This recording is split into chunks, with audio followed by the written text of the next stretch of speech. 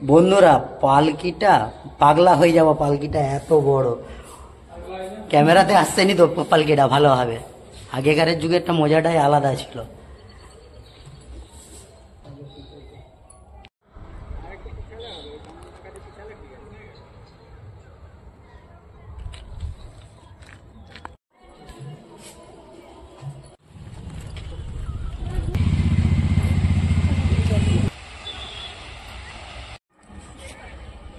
এটা হলো বন্ধুরা পূর্ব মেদিনীপুরের মহিষাদল রাজবাড়ি।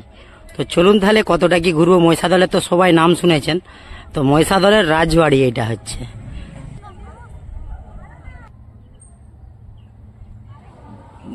বন্ধুরা এটা রাজবাড়ির ভিতরটা, তবে এর ভিতরে যে জিনিসগুলো আছে রাজার আমলের সেইগুলো আর আমাদের দিকে তুলতে দিবে না।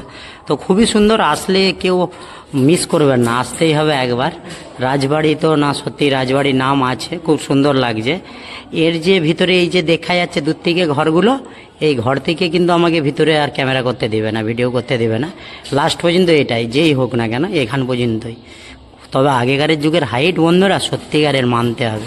এটাই হচ্ছে রাজবাড়ি মহিষাদল, যে ফেমাস, খুব সুন্দর এইটাই।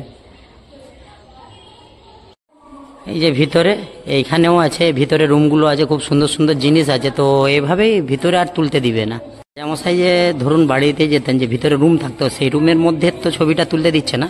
তো এইভাবে যে বাইরের যে ব্যালকনির যে সিস্টেমগুলো, বাইরের দুয়ার ঘাটগুলো এইভাবেই ছিল। যে হরিণের মূর্তিটা আছে না, যেরকম নাম সেরকম কাজ। আর এখানে যে পালকিটা তখনকার যুগের আমলের যে রাজাদের পালকি, রাজা রানী যেত, পালকিটা দেখেও মনে হচ্ছে যা বড় বলার বাইরে। যে দুজন মানুষ থাকতো এত বড়। এখন তো কলিযুগে ছোট ছোট পালকি বা পালকি দেখতেই পাওয়া যায় না। কত সুন্দর পালকি একদম। পালকির ডান্ডাটাই কত বড়, এই যে একদম দেখা যাচ্ছে দূর থেকে, প্রচুর বড় পালকি। বাইরের যে কামানগুলো দাঁড়িয়ে আছে দেখতেও ভালো লাগছে।